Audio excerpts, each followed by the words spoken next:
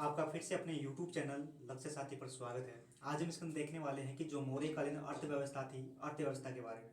तो हम वर्तमान में जैसे देखें कि अर्थव्यवस्था को मुख्य रूप से तीन भागों में बांटते हैं, जैसे कि प्राथमिक क्रियाकलाप है और द्वितीय क्रियाकलाप है, तृतीय क्रियाकलाप है। जो प्राथमिक क्रियाकलाप होती है उनके अंदर हम कृषि देखते हैं, कृषि संबंधित है ना। फिर जो द्वितीय क्रियाकलाप होते हैं उनके अंदर हम देखते हैं कि जो उद्योग धंधों से संबंधित है। फिर तृतीय क्रियाकलाप में हम सेवाओं से संबंधित देखने का प्रयास करते हैं। तो हम इसके अंदर भी ठीक उसी प्रकार देखेंगे, जैसे कि पहले देखेंगे जो कृषि क्षेत्र, जैसे कि कृषि स्वरूप, कृषि यंत्र, कृषि सिंचाई के साधन, किस प्रकार के कृषि थी, कृषि कितने प्रकार की थी। कहने का मतलब कृषि से संबंधित हम सभी जानकारी प्राप्त करेंगे। फिर देखेंगे जो उद्योग धंधों के संबंधित, यानी कि व्यापार, परिवहन वगैरह, है ना। फिर मुद्राएं। तो कहने का मतलब है कि इसके अंदर हम जो कि मौर्यकालीन जो अर्थव्यवस्था थी, अर्थव्यवस्था के बारे में पूर्ण रूप से देखने का प्रयास करेंगे। और हमारा एक उद्देश्य रहता है कि हम कम से कम समय में आप तक अधिक से अधिक जानकारी पहुंचा सके। तो हम देखते हैं कि मौर्यकालीन अर्थव्यवस्था, मौर्यकालीन अर्थव्यवस्था, तो मौर्यकालीन जो अर्थव्यवस्था थी वो मुख्य रूप से कृषि कृषि पर आधारित थी। कृषि के साथ साथ जो मौर्यकालीन अर्थव्यवस्था थी वो पशुपालन और व्यापार पर भी निर्भर थी।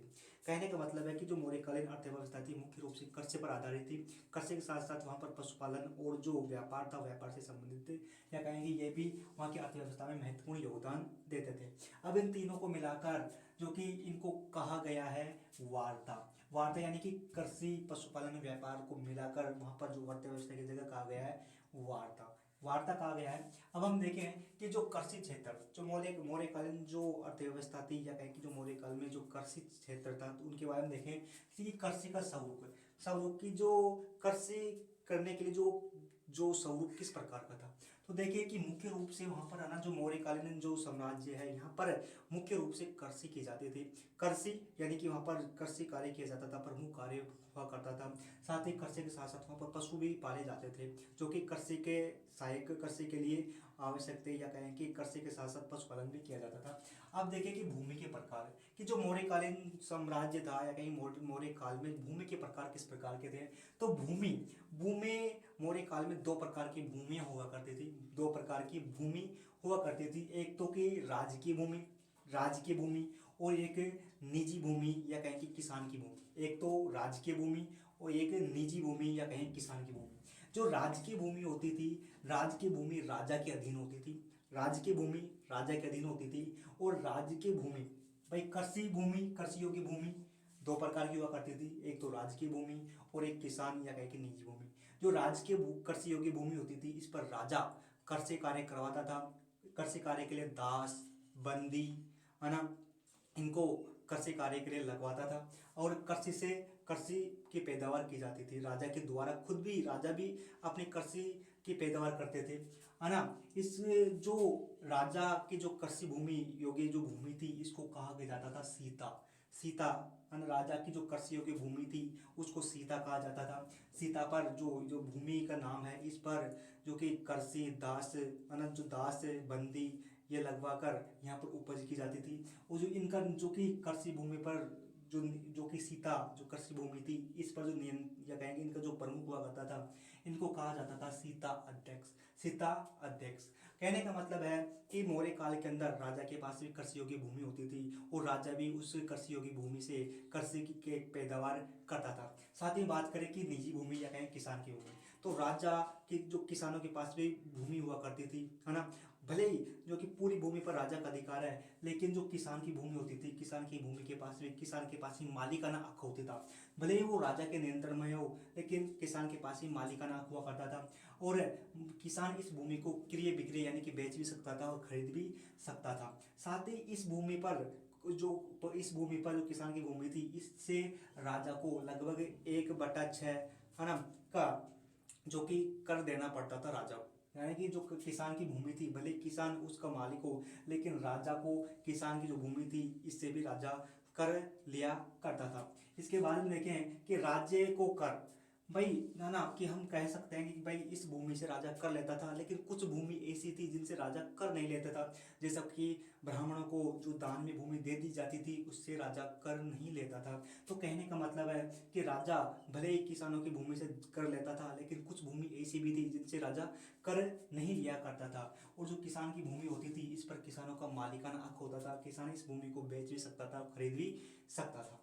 अब इसके बाद में देखें कि कृषि यंत्र कि वो जो मौर्य काल था या कहें कि मौर्य साम्राज्य के अंदर कृषि यंत्र किस प्रकार के थे, तो जो कि सामान्य रूप से वर्तमान में प्रयोग किए जाते हैं, जैसे कि वहाँ पर हल्का प्रयोग किए जाने लग गया था, जिसके कारण जो खुदाई या कहें कि जो कि जुताई की जाती थी वो अपनी अच्छे प्रकार से की जा सकती थी, यानी कि हल्का प्रयोग किए जाने लग गया था। साथ ही जो कि फाल फाल का प्रयोग भी किया जाने लग गया था। साथ ही जो कुदाल और फावड़ा का प्रयोग भी उस समय हमको देखने को मिलता है ना, जो कि वहाँ के देखने को मिलता है। इसके बाद में देखें कि फसल चक्र, तो मौर्य कालीन जो साम्राज्य था यहाँ पर जो फसल चक्र, तो हमको जो कि मेगास्थनीज है, जो कि सिकंदर का सेनापति सेल्यूकस निकेटर का सेल्यूकस निकेटर ने अपना एक जो कि क्या कहें कि उसको मौर्य मगध में भेजा था, है ना, अपने राजदूत को सेल्यूकस निकेटर मौर्य मगध साम्राज्य में भेजा था, जिसके जो कि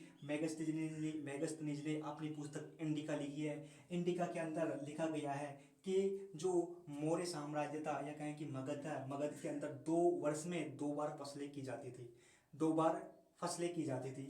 और जो कौटिल्य था या कहें कि विष्णुगुप्त चाणक्य था, इन चाणक्य का जो अर्थशास्त्र है इनके अंदर हमको देखने को मिलता है कि जो मगध था या कहें कि जो मौर्य साम्राज्य था, यहाँ पर वर्ष में 3 बार कृषि की जाती थी। अब यहाँ पर जो कृषि की जाती थी, कृषि यहाँ पर मुख्य फसल थी चावल, चावल मुख्य फसल थी। चावल देखो जो मुख्य मुख्य फसल थी चावल की, जो कि पहले छिड़काव किया जाता था चावलों का, लेकिन समय के साथ चावलों की रोपाई की जाने लगी, जिसके कारण चावल उत्पादन में वृद्धि हुई। चावल उत्पादन में वृद्धि हुई तो चावल जो कि समाज का मुख्य भोजन बना। जैसे ही वर्तमान में भी भारत का मुख्य भोजन चावल ही है, जैसे ही मुख्य भोजन बना तो लोगों के पास खाने के लिए पर्याप्त खाद्य सामग्री हो गई, जिसके कारण जनसंख्या बढ़ी तो जो कि कार्य करने के लिए, जो कि साम्राज्य में कार्य करने के लिए मजदूर बढ़े, मजदूर जैसे बढ़े तो अर्थव्यवस्था बढ़ने लगी। तो कहीं ना कहीं जो कि कृषि के अंदर जो चावल है जो कि मुख्य फसल बनी, और इस चावल की वजह से जनसंख्या बढ़ी, जिसके कारण साम्राज्य के अंदर जो कि कार्य करने वाले लोगों की संख्या बढ़ी, जिसके कहीं ना कहीं देखने को मिलता है कि साम्राज्य में जो कि अर्थव्यवस्था बढ़ने का कारण भी है। साथ ही चावल के अलावा जो कि गन्ने की खेती भी की जाती थी, साथ ही गेहूँ, अना और चना, मूंग जो कि मुख्य रूप से बोया जाता था। इनके अलावा भी बहुत से फसलें की जाती थी। अब इसके बारे में देखें कि सिंचाई कि जो मौर्य समाज था या कहें कि जो मौर्य साम्राज्य था, इसके अंदर सिंचाई, तो सिंचाई जो कि कौटिल्य है, कौटिल्य ने इस सिंचाई भाई राज्य जो कि सिंचाई के लिए कार्य करता था कि किस प्रकार सिंचाई की जाए उसकी व्यवस्था करता था। इस व्यवस्था को सामूहिक रूप से कौटिल्य ने सेतुबद्ध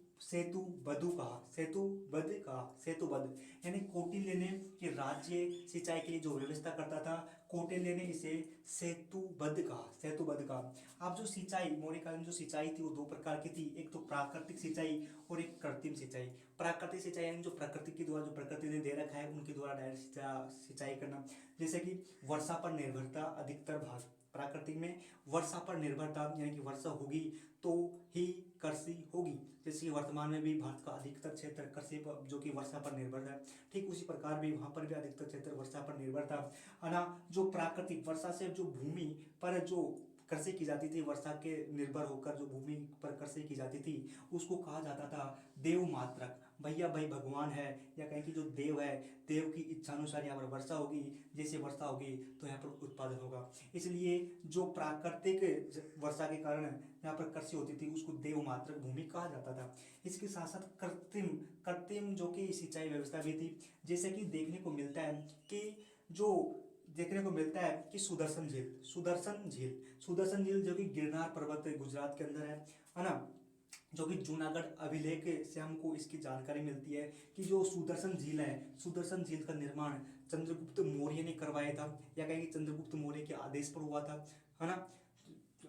इसके साथ ही हमको देखने को मिलता है कि बाद में जब अशोक आया तो अशोक ने जो ये सुदर्शन झील है जो कि चंद्रगुप्त मौर्य के द्वारा बनाई गई थी, इस सुदर्शन झील से नहरों का निर्माण किया गया, यानी नहरों निकाली गई, सुदर्शन झील से नहरें निकालकर सिंचाई की गई, है ना। जानकारी हमको देखने को मिलती है। साथ ही जो इनके अलावा जो कि यहाँ पर तालाब भी बनाए गए सिंचाई के लिए, साथ ही हथकरघा और नहरों का निर्माण देखने को मिलता है। इसके साथ हम देखें कि जो कि है ना हमने देखा कि कृषि से संबंधित, अब देखें कि जो द्वितीय कार्य है, द्वितीय कार्य यानी कि उद्योग धंधों से संबंधित है, जो कि उद्योग धंधों किसी भी साम्राज्य या कहीं किसी भी समाज का एक प्रमुख अंग होता है। तो या हम उद्योग धंधों को द्वितीय क्रियाकलाप भी कह सकते हैं। तो इसके अंदर हम देखें कि व्यापार, तो व्यापार कि भाई अब सामग्री उत्पादन की जाएगी तो इनका व्यापार भी जरूरी है। तो सबसे पहले देखें कि उद्योग धंधे यहाँ पर कौन कौन से थे। तो उद्योग धंधे यहाँ पर जो कि वस्त्र उद्योग सबसे प्रमुख माना गया है कि यहाँ पर जो कि मौर्य साम्राज्य में सबसे प्रमुख उद्योग था वो वस्त्र उद्योग था। यहाँ पर सूती वस्त्र और रेशमी वस्त्र जो कि बहुत अच्छी क्वालिटी के उत्पादित किए जाते थे। इनके अलावा बहुत कैटेगरी के जो कि वस्त्र उत्पादित किए जाते थे। जो सूती वस्त्र की जो प्रमुख केंद्र थे जहाँ पर निर्माण किया जाता था वो मथुरा था, कलिंग था, काशी था और पांडे, इन क्षेत्रों पर अधिक अधिक सूती वस्त्र उत्पादन किया जाता था। साथ ही एक विदेशी यात्री है जिसका नाम है सुलेमान। सुलेमान ने कहा है, सुलेमान ने लिखा है कि जो बंग है, बंग का जो मलमल का कपड़ा है, मलमल का कपड़ा इतना महीन था, इतनी क्वालिटी थी कि जो एक अंगूठी होती ना, अंगूठी, उस अंगूठी या कहेंगे रिंग, उस अंगूठी के जो छेद से पूरी की पूरी जो मलमल की थान है उस थान को निकाला जा सकता था। तो इससे यह प्रमाणित होता है कि उस समय कि वहाँ पर जो मलमल का कपड़ा उस समय कितनी विकसित अवस्था में था। तो इसके बाद में देखें कि चमड़ा उद्योग, चमड़े से जो कि सफ़ेद जूते है ना और अनेक प्रकार के जूते बनाए जाते थे, साथ ही ढोल नगाड़े आदि बनाए जाते थे। इसके बाद में देखें कि पत्थर का भी यहाँ पर खूब अच्छा उद्योग था। जैसे कि जो कि सम्राट अशोक है, सम्राट अशोक के जो स्तंभ है तो स्तंभ किस प्रकार से बनाए गए थे, उसकी जो खूबसूरती है, इसके साथ उसकी बनावट है और एक ही जो कि पत्थर से पूरे स्तंभ का निर्माण किया गया और इतने है ना। तो इससे कहीं ना कहीं हमको ये प्रमाण पता चलता है कि मौर्य जो काल था यहाँ पर जो कि पत्थर का उद्योग भी बड़ा अच्छा था। इसके साथ देखें कि लकड़ी उद्योग, लकड़ी उद्योग जो कि बहुत ही विकसित अवस्था में था। जैसे कि जो कि चंद्रगुप्त मौर्य का जो महल था, साथ ही जो कि महल के या कहेंगे जो पूरा पाटलिपुत्र के चारों ओर लकड़ियों की दीवार बनाई गई थी। इस एक साथ महल, तो महल का जो जितनी खूबसूरत लकड़ियों से बनाया गया था, तो इससे यह कहीं ना कहीं प्रमाणित होता है कि जो मौर्य काल है इस मौर्य काल में लकड़ियों का उद्योग भी बड़ा अच्छा था। इसके बाद में देखें कि भाई जब यहाँ पर उद्योग धंधे होंगे तो उद्योग उत्पाद होगा। अब जो उत्पाद होगा इसको हमको व्यापार करने की भी आवश्यकता है। तो व्यापार देखें कि दो प्रकार की से व्यापार होता था, एक तो राष्ट्रीय यानी कि पूरे देश के अंदर, साथ ही एक अंतर्राष्ट्रीय यानी कि देश से बाहर। तो जो कि राष्ट्रीय व्यापार है वो तो आपसे जानते हो देश के अंदर किस प्रकार की नदियों के द्वारा व्यापार किया जाता होगा और जो व्यापार स्थलों मार्गों से किया जाता होगा। साथ ही जो अंतर्राष्ट्रीय व्यापार है वो मुख्य रूप से मिस्र, यूनान और सीरिया के साथ व्यापार किया जाता था। अब हम बात करें कि भाई ये जो व्यापार है किया तो जाता था, लेकिन भाई व्यापार करने के जो साधन क्या थे, किस प्रकार व्यापार किया जाता था। तो मुख्य रूप से व्यापार के साधन थे कि जल परिवहन और सड़क परिवहन। परिवहन और सड़क परिवहन। जो जल परिवहन है दो प्रकार से होता था, एक तो भाई जो देश के अंदर तो नदियों के द्वारा होगा, और जो अंतर्राष्ट्रीय व्यापार है यानी दूसरी देशों के साथ जो कि समुद्र के द्वारा होगा। अब हमको है ना जो कि बंदरगाहें, कि भाई हमको यदि विदेशों के साथ व्यापार करना है तो समुद्र के द्वारा जाना पड़ेगा, है ना। स्थल मार्ग से भी होता है लेकिन समुद्र से अधिक। अब हमको समुद्र या कहेंगे समुद्र से यदि यात्रा करनी है या कहेंगे माल पहुंचाना है या कहेंगे व्यापार करना है तो उसके लिए एक आवश्यक है बंदरगाहों का निर्माण करना। बंदरगाहों को निर्माण करना, तो जो मगध था, मगध के समय 3 प्रमुख प्रकार के बंदरगाह थे जहाँ से पूरा व्यापार नियंत्रित होता था।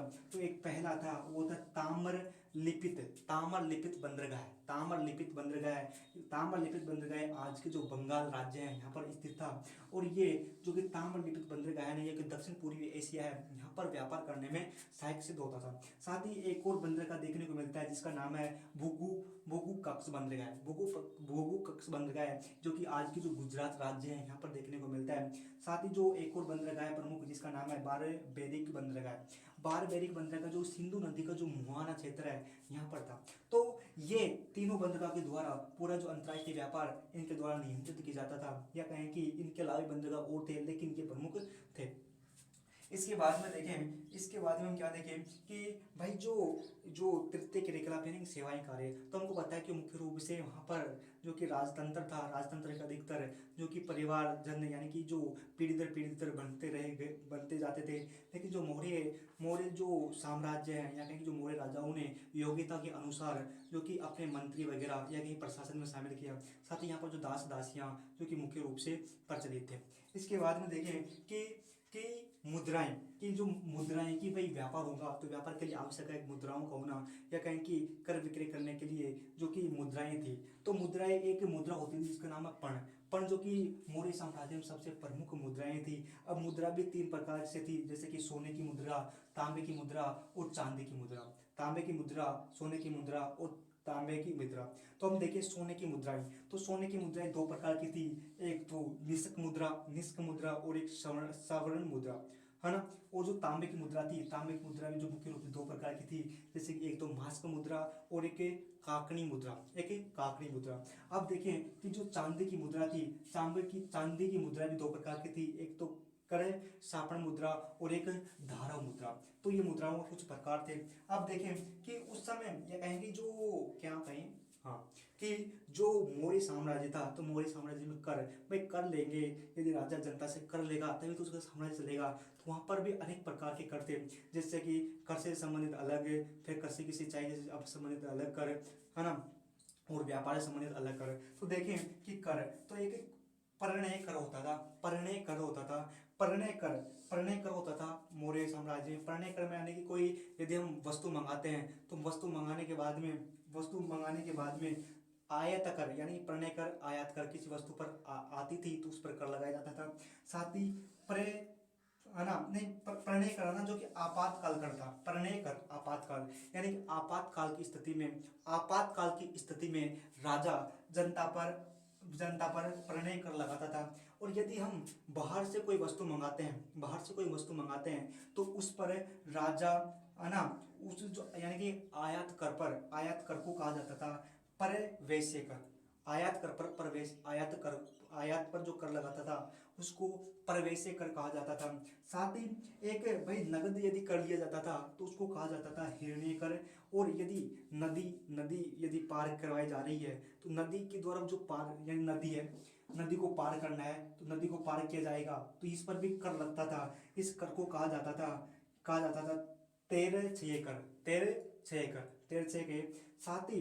साथ ही भाई नदी पार कर रहे हैं, नदी को पार कर रहे हैं तो इस पर कर लगता था। इस कर को कहा जाता था तेरह छह कर। इसी के साथ साथ सैन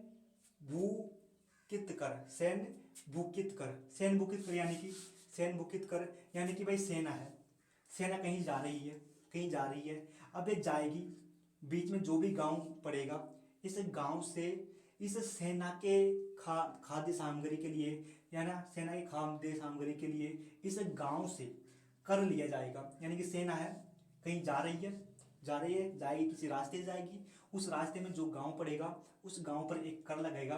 कर का नाम था सैन भूकित कर में भाई जो सेना जा रही है, इस सेना के खाद्य सामग्री के लिए इस गांव से कर लिया जाएगा, है ना। इसके साथ उभय कर, यानी कि जो खेती की सिंचाई करने के लिए कि सरकार ने जो नहरें बनाई आदि तालाब वगैरह बनाया तो इस पर एक कर लगेगा, जिसका कर का नाम है, जो सिंचाई के लिए जो कर है उसका नाम है उभय के भाग कर। तो यहाँ पर हमने जो कि मौर्य जो साम्राज्य है, इस मौर्य साम्राज्य में जो अर्थव्यवस्था से संबंधित टॉपिक देखने का प्रयास किया। और हमें ये जो टॉपिक हमको बताया ये हाई लेवल के हैं, यानी कि हाई लेवल मतलब कि हम जो आपको बताते हैं ये हाई लेवल के हैं, यहाँ तक कि आप मानोगे नहीं। लेकिन ये जो हमने चीज़ बताई ये यूपीएससी लेवल की जो बुकें हैं, या कहें कि वहाँ पर आप एक जाकर किसी भी कोचिंग संस्था में एक बार देख लेना, देखने के मतलब बहुत सी वीडियो में नहीं है, वहाँ पर आप किसी भी बड़ी से बड़ी कोचिंग संस्था का नाम लेकर ये टॉपिक सर्च करना, और वहाँ पर आपको इनसे बाहर एक भी जानकारी देखने को नहीं मिलेगी, है ना। और ये चीज़ ऑथेंटिक है। अब हम अगली सीरीज में मिलेंगे, अगली सीरीज में हम देखने का प्रयास करेंगे जो कि मौर्य साम्राज्य के अंदर व्यापार किस प्रकार हुआ था। हमने यहाँ पर व्यापार देखा, लेकिन व्यापार एक कम लेवल पर देखा, लेकिन हम बारीक से देखेंगे क्योंकि व्यापार एक अलग टॉपिक है, इसको बारीक से देखने का प्रयास करेंगे। फिर मिलते हैं, जय हिंद। इसी के साथ साथ कि जो ये वीडियो के डिस्क्रिप्शन में है, यहाँ पर जो ये हमने देखा इनसे संबंधित नोट्स वहाँ पर मिल जाते हैं टेलीग्राम चैनल पर, वहाँ पर जाकर आप इनसे नोट्स प्राप्त कर सकते हैं। बताना कि कैसा लगा, फिर मिलते हैं। यदि कोई कमी रहेगी तो बता देना, हम सुधार कर देंगे। जय हिंद।